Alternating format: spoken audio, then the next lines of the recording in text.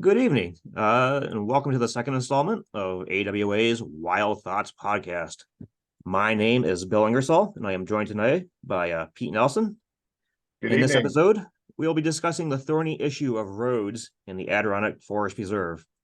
This month, the Adirondack Park Agency is accepting public comments on the topic of no material increase in CP3 access roads, terms I'm sure are at the tip of everyone's tongues.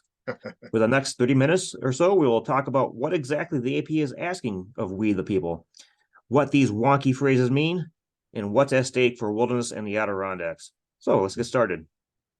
So Pete, thank you for joining me. Can you believe, here it is, April 2023, and the park agency is still having the same exact crisis of faith they were having a year ago. What's up with that? Well, I'll go you one better. They're having the same exact discussions they were having 51 years ago. And I think you're going to get into that.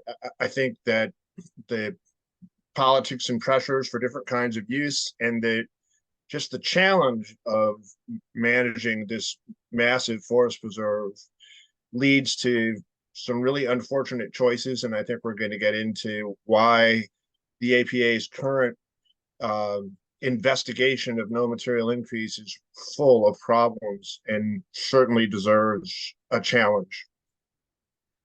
Right. Yeah. So it's you're right. It's not just for the last year, although they have been having this discussion, and it seems like it's been the exact same discussion for a year. It was just last summer, that they had a similar public scoping period, looking for comments. And it seemed like they were asking the same exact question. The only thing that's different this time is that they've added one additional option that they didn't have last year. Otherwise, everything is exactly the same. We have made no progress. But yeah, it's just frustrating that, these are things that we all thought were settled 51 years ago in 1972. Right. So here's my copy of the old, original state land master plan from 1972. You can buy copies of it off of eBay, I'm sure. I got mine, secondhand. Um, but again, this was, something, 50 years ago. They actually put it, wrote it in policy. Here is the policy, right? Sure. Not only that, they've amended the state land master plan over the years from time to time, and none of those amendments have changed the fundamentals that you're going to talk about tonight when it comes to how we what we describe as a road, how we define it, how we are supposed to count it, and how we're supposed to limit the amount of road and wild forest. None of that has changed with any of the amendments that have come since. So when you waive that musty old 1972 copy, it's still solid gold when it comes to this. Right. Yeah. Nowadays, like I said, this is the original version from 51 years ago, but nowadays you can get the updated last updated in 2019, I believe. It is now officially a PDF file. The keep track with the growing times. But yeah, I suppose, before we start getting into the nitty gritty wonky details of what exactly is going on, because I think a lot of people, think when we're talking about the forest preserve, really it's a bunch of trees. So how difficult can it be to manage trees that aren't going anywhere, that aren't doing anything? But nevertheless, here we are, discussing it. Oh, So, sure. right, It's more complicated than it looks, right? right, yeah. We don't want to miss So, the forest for the trees. right, so maybe we should start with like a quick little history lesson. The reason why in 1972 they wrote that document was because there were fears that, as ever back then, as we seem to have today, that perhaps, the state wasn't managing the forest preserve to the way many people would have preferred. For instance, there was there were no guidelines on snowmobile trails, right? There were no guidelines on roads. uh the state was in the practice of issuing permits for tent platforms. um so anybody could apply to could find some shoreline spot someplace in the Saranac Lakes, for instance, and get a permit, to erect your private little camping platform that would be exclusive use. That permit that you got from the DEC, could be you could you could will it away to your heirs, so it was inheritable. And so there are all these practices, that up until the 60s, that we're all well intentioned, trying to get people outdoors. When the conservation department, began in 1911, there really was no recreational program. The prior agencies who were in charge of the park prior to 1911 were more interested in finding creative ways to, to convince the people to overturn Forever Wild. And meanwhile, while they were doing that, the place was burning down, literally. So the conservation department came in 1911. I think it was during the governorship of John Eldon Dix, not the John Eldon Dix for whom Dix Peak is named, but there have been two John A. Dixes serving as governor in New York State. The second one, he was in the governor's office when the original Conservation Commission was founded. They instituted the fire tower program. Turns out the fire tower program was a great recreational draw. People were hiking the trails to find these peaks. So this Conservation Commission, later the Conservation Department, eventually instituted a recreational plan developing trails, the marked trail system that we still have today.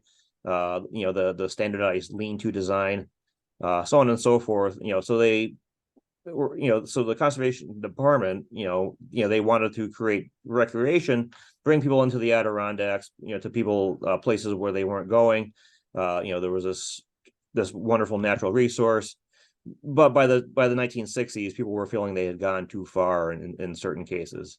So that brings us to 1972, when this Adirondack Park Agency is now sort of this regulating agency over the newly rechristened Department of Environmental Conservation, today's DEC.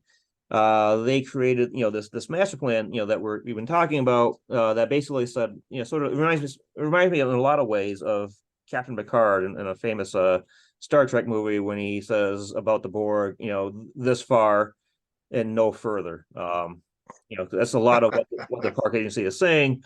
It didn't exactly ban a lot of things, right? So it you just said, okay, like when drilling down at the topic of roads, it says, okay, well, there are probably this many roads in the Adirondack Forest Preserve today in 1972. And we are therefore going to institute this policy that says there shall be no material increase in the number of, or the mileage of roads as they currently exist. And that's been more or less, the phrase, that we've been held to ever since. They never actually, put down an actual mile number to that, they just said no material increase and sort of gave everybody some wiggle room. So if somebody was going 1 inch over, it wasn't like it was the end of the world. They were leaving it for other people to define. So that's the backstory. So P, I know you were at some recent meetings. No, I was not. I don't have the opportunity to get there as often as I would, just in on some of these meetings, but you were. So I believe in February, was that the one you were at? I was at the February meeting. I was at the one before. They skipped a month. So I believe the December meeting and the February meeting. And of course, as you mentioned, this has been under discussion for nearly a year now. But the last two meetings in particular were thorny. And it's because of the meeting at the end of last year and the confusion over the alternatives they were considering, that they asked APA staff to develop another alternative. So let me back up a little bit. When this no material increase issue came before the board, APA staff presented them with three alternatives. The three alternatives we can talk about a little more in a minute, but they're confusing. I mean, they were so confusing. I had trouble understanding it. I don't think anybody I'm not sure anybody on the board understood them either. And the presentation didn't help clear it up a lot.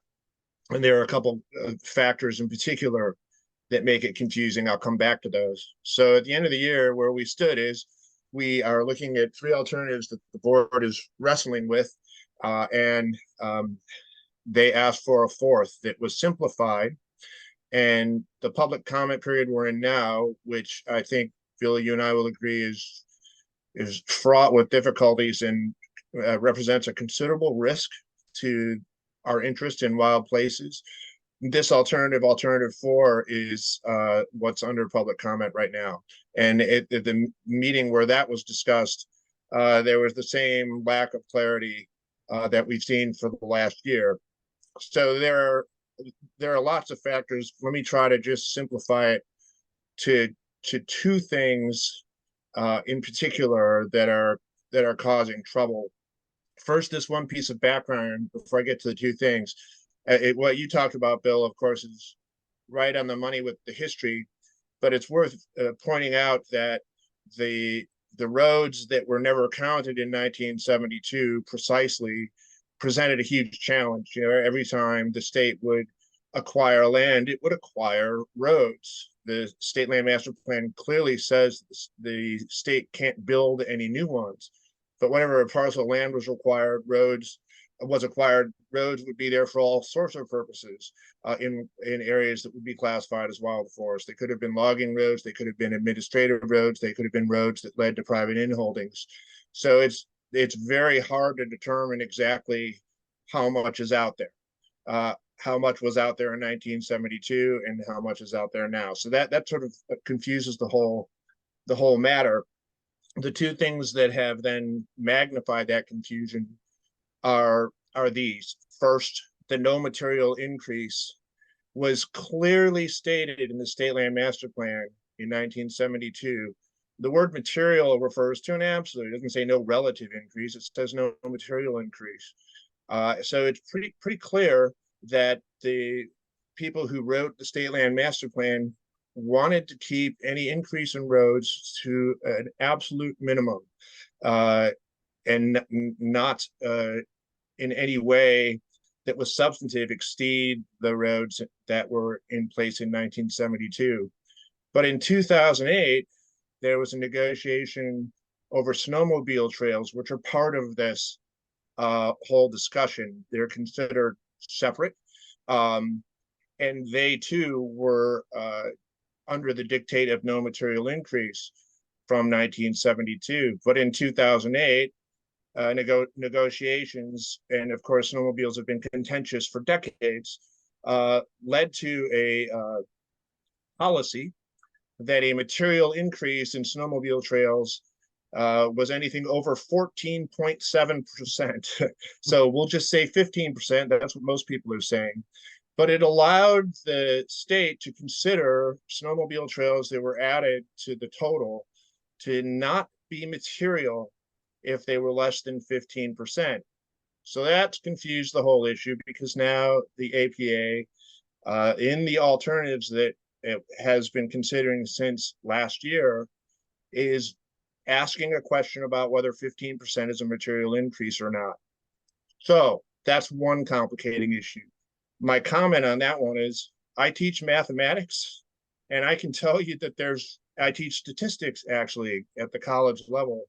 There isn't any context I can come up with where 15% isn't a material increase. And I think common sense would tell us that. Bill, in your wonderful column that you wrote that's posted on our website, which everyone who's watching this should go read if they haven't, I think you mentioned that the inflation rate at a little under 9% is certainly material for the lives of people in the United States. A 15% raise would be let's go out and throw a party. Tell my boss, it's not material. It's it's significant. 15% raise. Come on. Absolutely. So this this vestige from a negotiation over snowmobiles is insupportable at both a mathematical level and a common sense level. So that's confusing things. The second thing that's confusing things, which I'll let you talk about more, Bill, is the question of whether certain roads that are under DEC's discretion should be open to allow folks who are in wheelchairs or otherwise have limited mobility get into the backcountry. And those roads are managed under a policy called Commissioner's Policy Number 3, or CP3. And those roads might otherwise not count in the total if they're an administrative road that the DEC strictly uses for its own purposes, rescues, fire management, getting to facilities that they have to maintain that can't be maintained easily by hand, then they don't count in that road total, and the SLMP State Land Master Plan says so. But if you allow the public there, and there's a picture, if you allow the public access along a road, then the State Land Master Plan clearly says that it has to count as a road.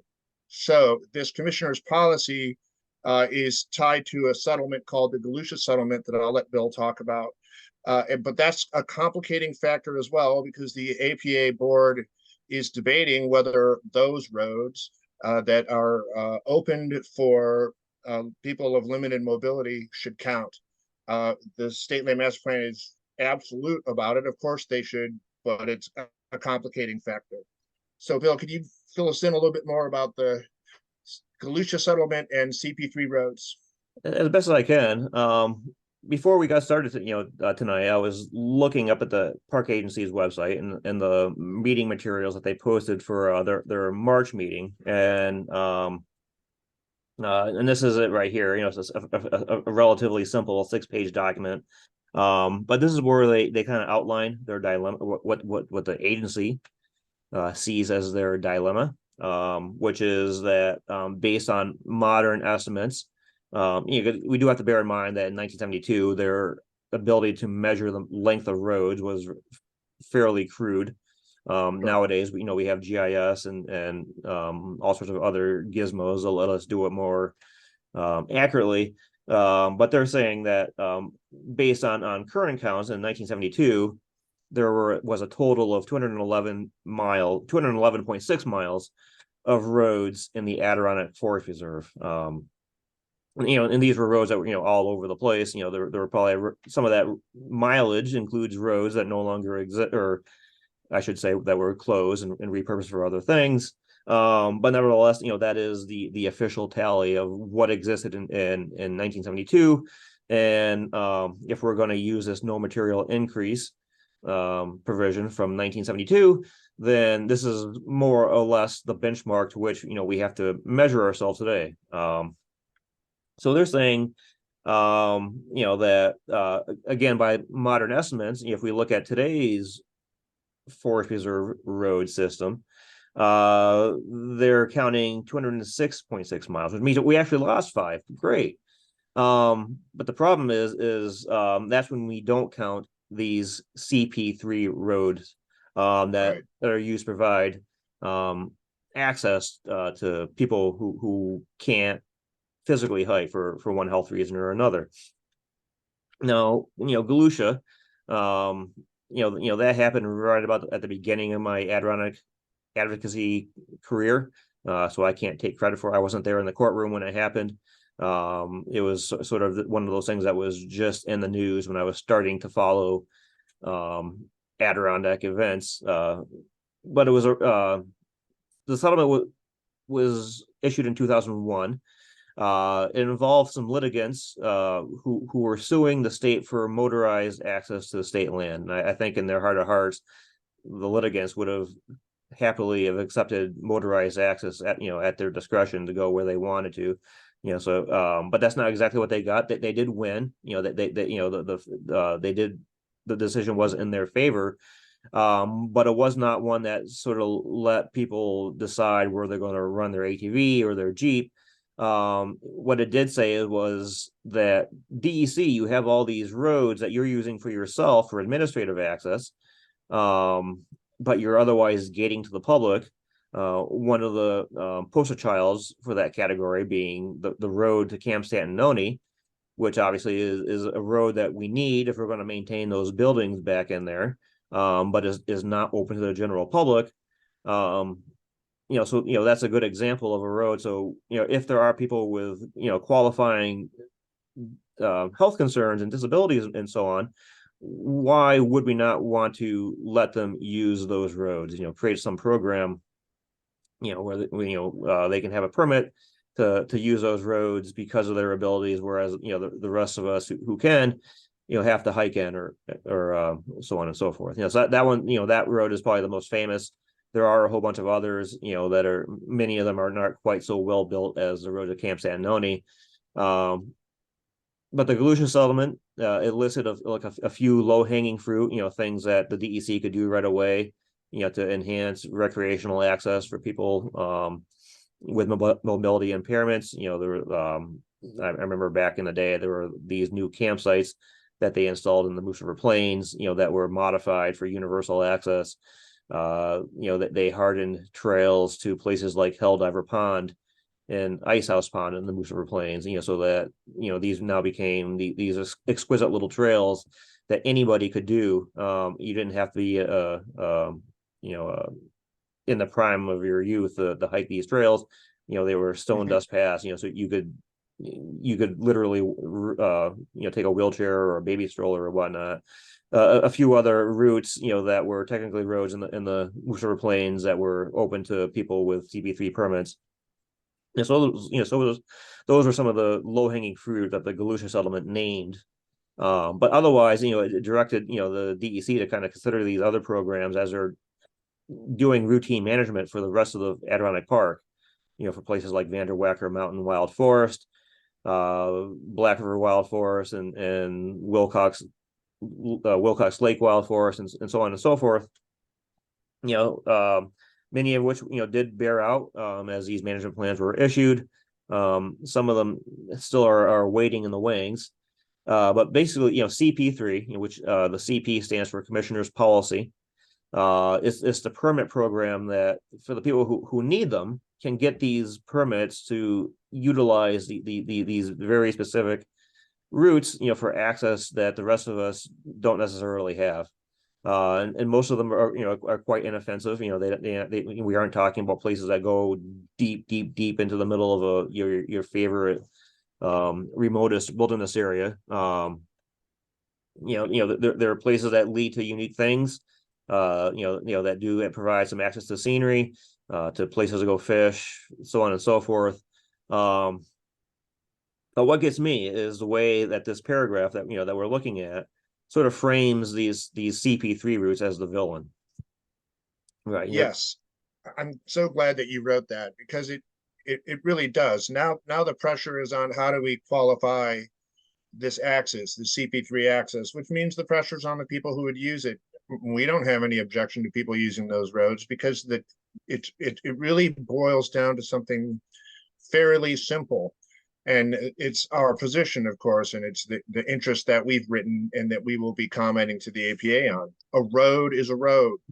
The State Land Master Plan defines the road clearly. It defines what counts as a road. And we are simply saying, as are, I think, every other environmental group in the park, you must count all roads as roads. The reason the APA doesn't want to do that is if they did, they'd be over. The plot thickens, because how much would they be over? About 15%. So is that coincidence? Who knows? But they'd be over, and they'd have to do what they've always been charged to do, what the State Land Master Plan explicitly charges them to do, which is decide which roads to close. And as you pointed out, Bill, the roads that they might choose to close aren't likely to include CP3 roads. Those roads are reasonable. They have purpose. The access is reasonable. There are lots of other roads in the forest preserve, in wild forest, that could be closed, that wouldn't compromise CP3 access, but would allow the letter and spirit of the State Land Master Plan to be held. So if we repudiate the 15% increase, and if we insist that all roads are counted, including those that have CP3 access, then what we're really doing is asking the Adirondack Park Agency to do its job and find roads to close that keep the total to a no material increase over that 211.6 that they have calculated. Does that sound like we've got it, right, Bill? Sounds, that's my understanding. Yeah, so they're kind of framing it currently, and this is what bothers me, as much as many other things, is that they're saying it's because of these CP3 roads that we're over budget. So it's like they're setting up this us versus them debate where us elitists are going to force these poor people in wheelchairs to give up the handful of access that they currently have, and that's not right. Because these CP3 roads, CP3 routes, you really aren't the ones that that I worry about. There are most of the roads that eat up that mileage are roads that are fairly frivolous. Not every road, DEC can close at its discretion. There's a lot. I'm going to show a map here of another thing I was looking up too. Here is the Black River Wild Forest. And all the roads. Actually, not even all the roads, but the ones that happen to be identified on this map. Many of these are actually deeded access rights away that DEC really can't do anything about unless the inn holders were to actually give up their rights or sell their properties or whatnot. So most of these, that's what they are. There are a few that exist, like for instance, this Wolf Lake Landing Road, which leads to Big Woodhull Lake. That is a road that's there for strictly for recreation. It serves no purpose other than recreation. Although ironically, there is like a very short CP3 section at the very end. Those of us who don't have one of those permits has to stop at a certain gate, about 800 feet short of the lake. People with CP3 access can get the key to that gate and go the rest of the way down to the water. But another road that is almost entirely frivolous is this one that's called the South Shore Road, which leads from South Lake and connects over with the Herkimer Landing Road. The Herkimer Landing Road does, there is a private inholding in there that kind of does justify, having some of it. But this South Lake, the South Shore Road is this identified as a road, but you would have a hard time driving it because it's in such rough shape that even the snowmobiles have a hard time in the winter, especially with the winters that we have now. But there are plans on DEC's books to upgrade that road and make it so that you could drive all the way through from Noblesboro up to North Lake. And that's an example of a very frivolous road, that eats up miles. That really the public can't use very well today because it's in such rough shape that even ATVs would find the experience not too enjoyable. So there are roads like that, that they're in the middle of nowhere, that get little use today. These are the roads, and also in this case too, that go over into a very remote area. And this other, even though it's kind of hard to see on this map because of all the road labels kind of that make it look diminished, there is a very awesome roadless area in the middle of all this, which I call the Cotton Lake Wilderness Area because it's not officially recognized. There is a remote area that could be protected, and this road right here, this North Lake, or this the Herkimer Landing Road / South Shore Road, is one of those that I would rather see. And it's not the CP3 roads that are the threat here. Sure. And one of the things that people should keep in mind is that closing or abandoning roads is standard policy. I mean, that's been going on for a long time. And to be perfectly clear, if a road is abandoned and or blocked, it no longer counts in the road mileage total. That's the whole point. If a road can't sustain automobile traffic, it doesn't count. So these decisions can be made, and I think, Bill, you have these two examples here, and there are many more in other wild forest areas. One of the things that's really at stake here is wilderness. Just because an area is not classified as wilderness, as you just pointed out, doesn't mean that it isn't extremely wild. One of my favorite wild places is the Sargent Ponds Wild Forest. It's not classified as wilderness. When we talked to the public at the Adirondack Sports Expo last weekend, where we had a booth, we asked folks, what's the most remote place you've been in the Adirondacks? And probably a third of them mentioned wild forest areas. Sergeant Ponds got mentioned, Hammond Pond got mentioned, Vanderwacker got mentioned.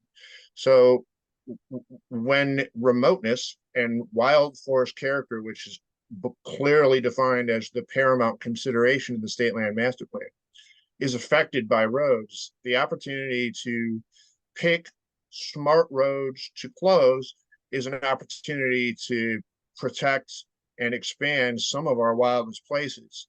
We can do that and without impacting CP3, without impacting negatively access that is reasonable and that we want people to have. So the APA simply has to do their job. Again, they can roll up their sleeves, they can do this work. They have to be held accountable. It has a direct impact on how wild the Adirondack Park is. Yeah, we only have a few minutes left, so we sort of start wrapping up a little bit here. But so right now, it's April. April 16th, I believe, is the deadline for the comment period. So we as AWA, we're going to be preparing a public action ourselves. We will be soon having some more updates on our website where we'll be asking you to sign in on our letter that we're going to submit to the park agency ourselves. We're going to give our followers a chance to actually add their names besides ours on this letter that we're going to write. What we're concerned is that the agency seems this alternative 4 that they've added to their list of options that they want to eventually weigh in on, is basically saying that they can exclude these CP3 roads from their count, and therefore, in their heads, they'll actually be under their limit. There will be no issues.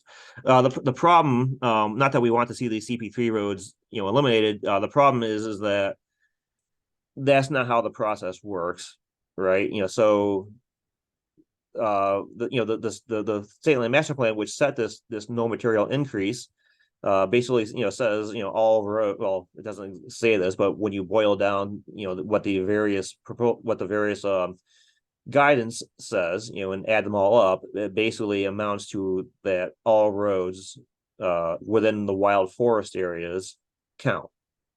And you can't put these CP3 roads, these CP3 access routes anywhere other than an established road. Therefore, all roads count equally. Not to say that we need to therefore start closing CP3 routes, because that's just the false logic that I think the APA seems to want us. Maybe I'm just conspiratorially minded or something. To me, it seems like they're trying to direct us into that frame of thought. Therefore, from the public's perspective, it's either we do it the APA's way, or we're closing roads to people in wheelchairs, which is not right. You're right. It's a false choice. You're absolutely right. So, did you have any other thoughts in the time that we have left, Pete? Just we know that folks watch these. We appreciate that people visit our website, read the things that we post. This is a time for action. We'll want people to sign into this letter. The APA has this public comment period. They won't be deciding this issue in April, but it may not be long before this comes to a board vote. So now is the time to act. This is a big deal. It affects roads. It affects remoteness. It has a lot to do with the lengths to which the APA board believes it can go to find balance in their policies.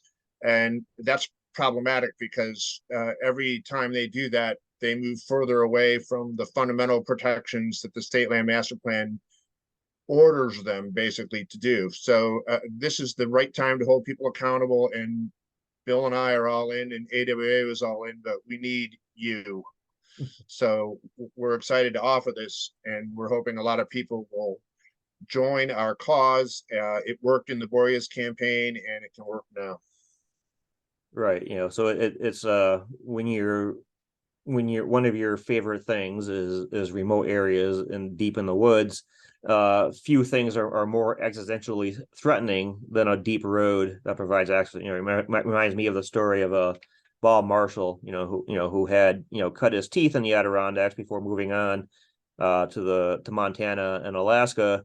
And when he left, he thought that the Adirondacks were protected, only to come back and find out that there were, the state had been building roads on state land into the cold river country. That one bit of news was a shock to his system. But anyway, we're almost out of time here, so I want to thank everybody for joining us Yes. tonight. It's fun doing this. These video podcasts are actually kind of a new undertaking for us. But with your support, we hope to grow our Wild Thoughts series into an entertaining and informative resource for all things Adirondack wilderness. Please share your thoughts and feedback. And remember that we're a small grassroots organization with a small budget but big ambitions. If you liked what you've seen, please visit us at Adirondackwilderness.org and click that donate button. That's all for tonight. So on behalf of all of us at AWA, goodbye for now, and we'll see you on the trail. Bye-bye. Bye.